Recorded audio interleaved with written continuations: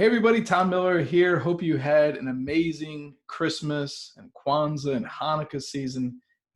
What a great holiday we had with family, and I hope you were able to embrace the opportunity to be present with those that you love, and you were able to share that with them. I think that's a big part of this time is just being able to be present and really truly, I know it's hard to forget all the challenges that many of us have had to endure over the last 2 years, but just be present, because you just never know when it's going to be your last Christmas with those you love. So wanted to talk about, um, if you really want to change and grow. This is what I believe: if you really want to change and grow, you must first know yourself and accept who you are before you can start to build and grow into that person that you aim to be.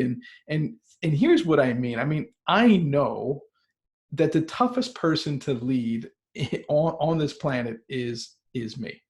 It's me. I'm the hardest person to lead. It's not, the schools that I'm in charge of. It's not those that I aim to serve that are part of our clientele. It's not the difficult, community member. It's not my kids. It's me. I am number one enemy, for me. And so most of my breakdowns, when I reflect on them, because I love this time of year, because I have this year in review process, and hopefully you have a process in which you take yourself through to really review this past year. And if most of you have been on my training sessions, every Friday I spend time, what went well, what went wrong, what can I do better next week, right? Where am I spending the time in the right places? Where do I need to pull myself out? I'm constantly evaluating, because it's a evaluative experience and reflection that's going to really, really give you the greatest return as a leader. And so at the end of the year, starting with Christmas Day, as I start this process that I've learned from John Maxwell, this year in review, where I start to look at, the past year, day by day, week by week, month by month, using my calendar, my to-do list, my Facebook photos, right? And social media posts and all that stuff. So if you want access to that, there's a link here in the comments, and you can grab that, and then you could do it yourself. And so it's a really great process. And when I reflect long term, I know that most of my breakdowns typically bring very painful memories. I'm 45 now, and in my 20s, I was really driven, but I was a person of very poor character, and as a result, I was stuck, personally and professionally. But because I wasn't aware, I had very little self-awareness. I didn't know that I I was the lid on my ultimate success. I was the lid on my growth. And it wasn't till I started to gain this awareness, that I was living a life that I no longer desired. It was February 12th, 2006, and I was 29 years old. And I just realized, I was sick and tired of being sick and tired of how I was living. I was a gambling addict. I was a person of poor character. I was a professional, right? But I wasn't acting professionally in most aspects of my life. And so, that awareness of I no longer wanted to be there was a first step. And awareness is what's going to take you from here to there. The more you become aware, the more you can be aware of what those challenges might be, right? And what could be causing that. So I started to really, think about when I was, started going to Gamblers Anonymous, who I was spending my time with, what I was spending my time, doing. Did they really serve me? Now, this is a long-term, piece of awareness. But I also realized that this lack of awareness was also creeping into my professional life, right? If you listen, you can't be unhealthy in your personal life and think that you're going to be healthy in your professional life. And it works both ways. You can't be unhealthy in your professional life and think that you'll be healthy in your personal life. They all creep in to each other. You have one life, right? And you spend more time, in your profession than you typically do in your personal life. And so what I wasn't realizing, that my poor character choices personally was impacting who I was professionally and the opportunities. So as I started to change my habits, I also started to change and launch my career in this whole nother direction. And over the next, 5 years, I began to climb my own professional ladder, and I, worked myself into being a school leader. I was a middle school director of a very successful school, and I was working on my doctorate program. And so, my school had two straight really great years, but we really couldn't get above that next level. And again, I found myself being stuck. Okay, I was again stuck personally and professionally now at this time. And so it wasn't until that I started to put myself right in another class. I started to spend more time with higher performing school leaders. I started to ask better questions. I started to travel to other schools. And when I traveled to other schools and I met with other school leaders, my awareness began to increase again, right? My self-awareness that my plans of school improvement weren't the problem. Tom Miller was the problem. My lack of self-awareness, my lack of ability to create relationships and to build permission and to gain influence with our staff and our students was the main reason that our success wasn't happening. It had nothing to do with the plans. All plans will work, right? So think about this right now, write that down. My plan will work. The question is, am I willing to grow into the person? Am I willing to become more aware of what role I have in this problem?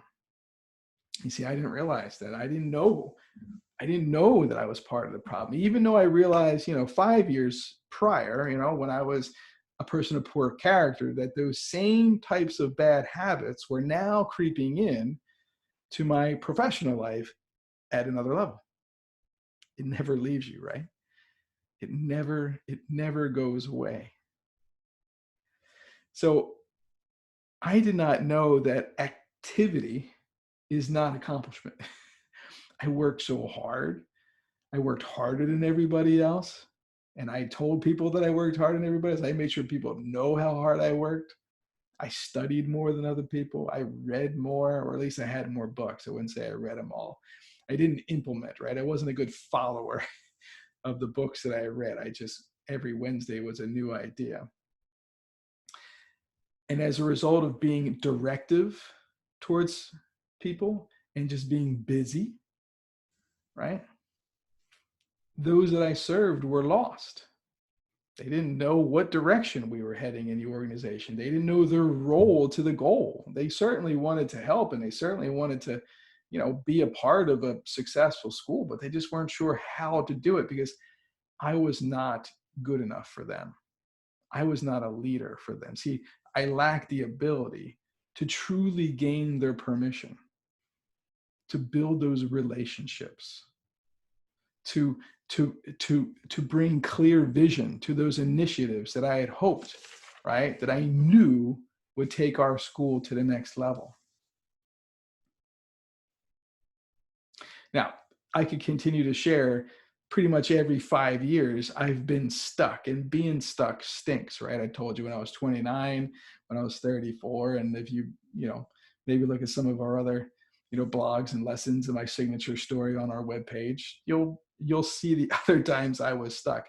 And every single time that I felt stuck, it was my lack of awareness that I was stuck that was creating the problem for me.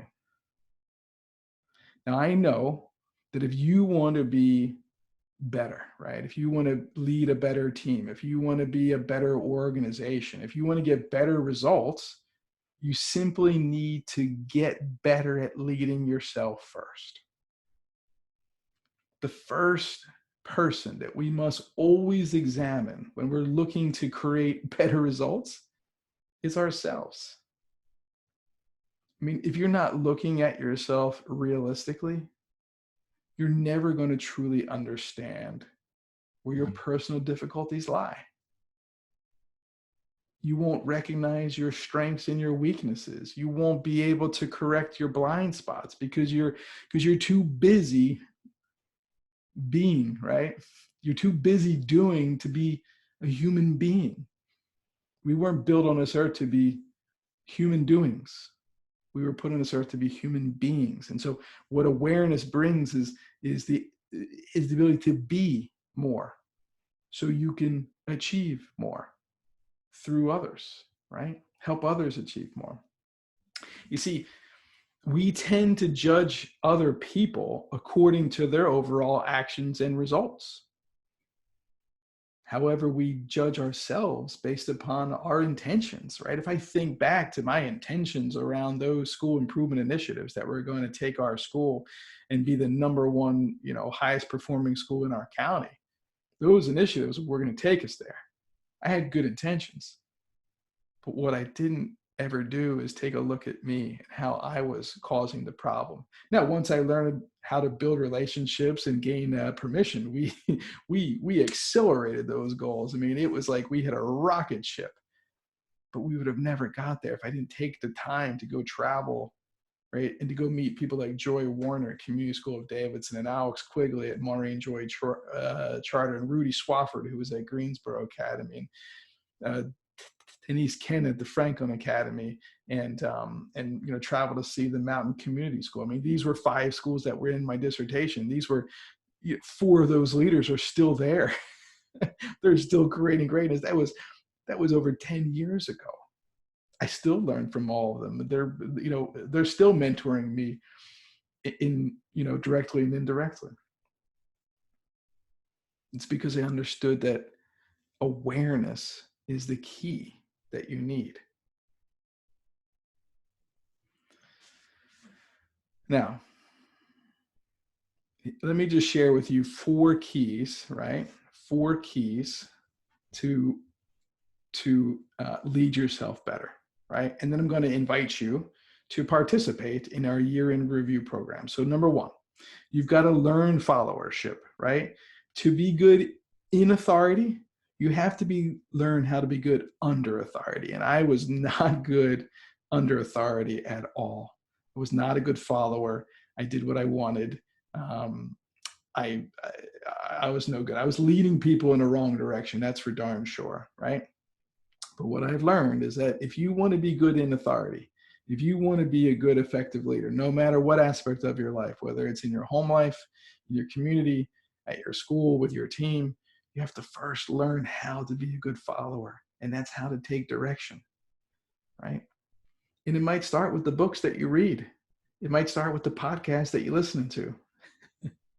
Being a good follower means taking advice and counsel from those that are more successful than you and doing it and implementing. You see, 15 years ago, I had what was called shelf help. I had a lot of books that I bought, and some of them that I actually read a little bit of it. But what I didn't do is actually study, and I didn't implement. And the difference between here to there for me is all these books. There's probably like 100 books still left over. Sitting here, each one of these books, I can tell you exactly what I've learned and how I've implemented that in my life. Be a good follower. It's critical. Number 2, develop self-discipline. Consistency compounds. I mean, there's too many people who just want to be a microwaved leader, right? They want to go to one, training and poof, I'm a leader, right? Or they want instant gratification. I was just saying over the weekend, if I could just get, some liposuction, like I promise after I lose this, 20 pounds, if they could just suck this out of me, I promise after that, I'll take care of myself, right?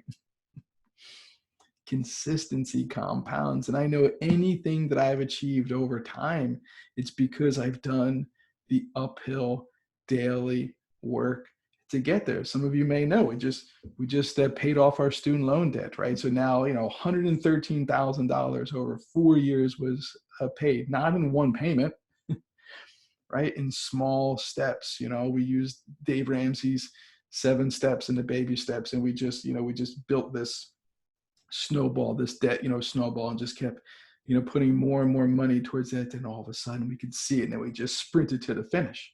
Consistency compounds over time.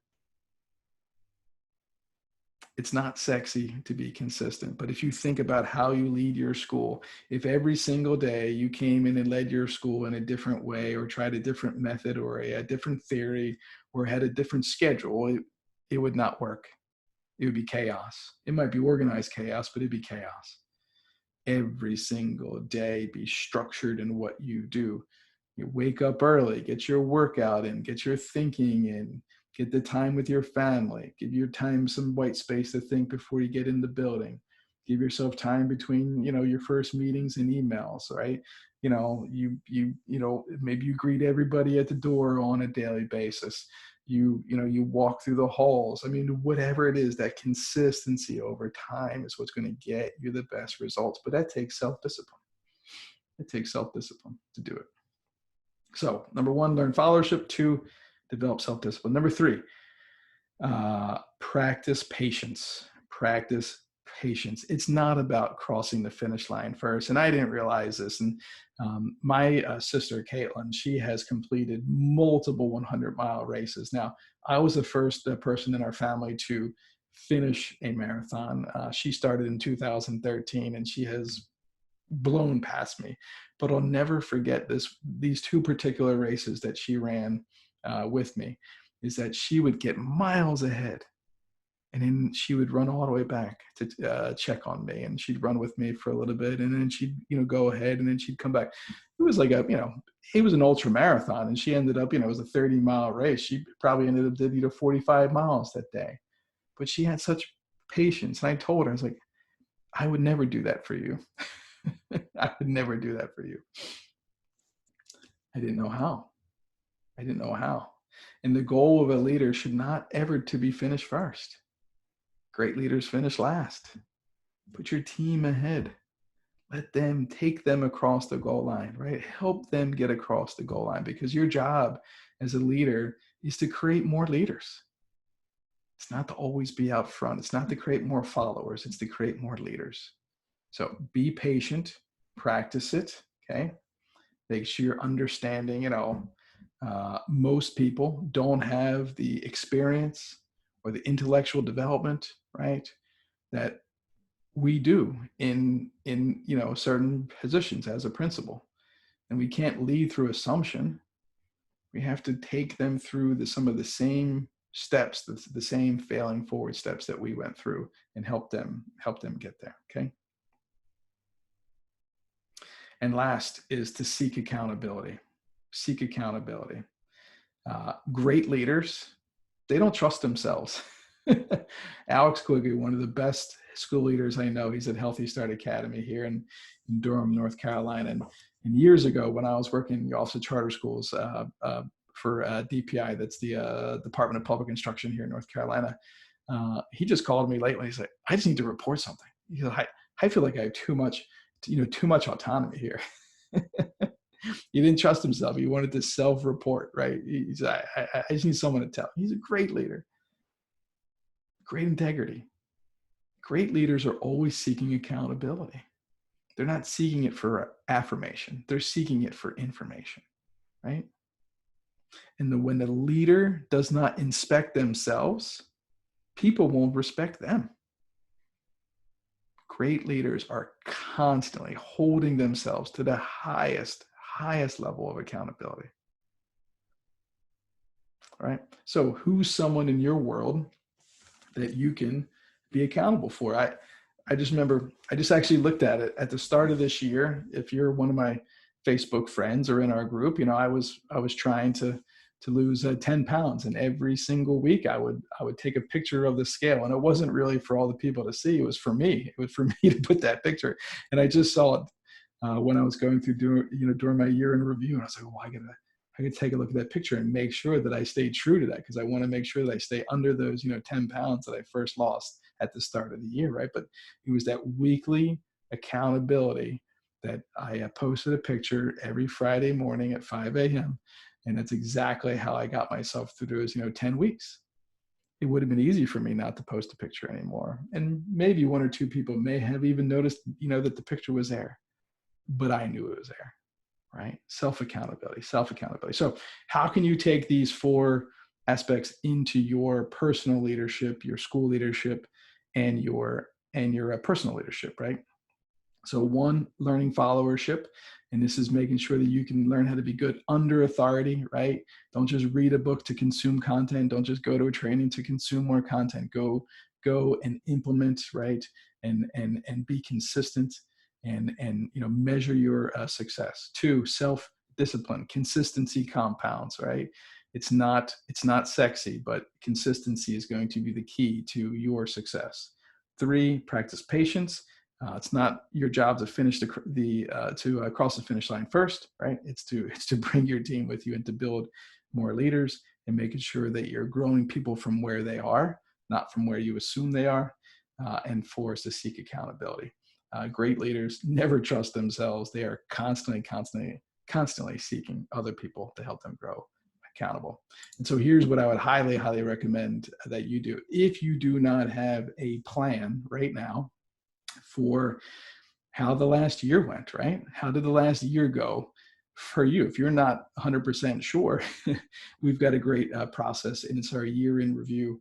And I would love for you to download it. It's completely free, but it's going to take you through a very simple 4-step process to take a look at all of your, just what you did over the year, right? You got to bring your calendar into it, bring your to-do lists, bring your social media pages, and you're going to take the pictures, and you're going to make sure, hey, am I spending the time doing the things that I want to do? Am I spending time with who I wanted to spend my time with? And it's going to give you a way to look at your day by day, week by week, month by month, over a 12-month period to make sure you can set yourself right for the best 2022. And I know that there's lots of year-end review programs and goals and things that you could do out there, but this is one that's worked for me. If you know me over the last 5 years, I mean, I've been really fortunate and really blessed to be able to travel the world, to learn from the most incredible thought leaders, and not just organizational leadership, but school leadership, traveling the globe, teaching leadership, so if you've seen me grow at all over these last 5 years, I could specifically tell you it's mainly because I do this year in review, year by year, and it sets me on my path for the year. So go ahead, you can click the link. You can go to our website at lbleaders.com, and at the very top, you'll see a way for you to get our year in review. It's completely free. So go ahead and download it, and then print it out and start to follow. Be a good follower. This is a really great way to get started. And it's just going to help you build your self-awareness, so you can be more aware, and you can be aware of time that you might be spending in the wrong places. Because this is not a dress rehearsal, everybody. This is it. This is your life. And this is not a check off. This is not a check off my list thing, right? This is not a New Year's resolution tool. This is a design the life that you want and deserve type tool. So if you want it, it's yours. It's free. Go ahead and click the link below here in the comments, or you can go to our website, lbleaders.com, and click on the link at the top of the page to get a copy of it, or email me at tom@lbleaders.com. And once you go through it, I'm happy to give you a one-on-one time for 30 minutes, going through what did you learn about yourself? What are you going to do differently next year? So, all right, thanks everybody. Looking forward to seeing you on the next session. Bye-bye.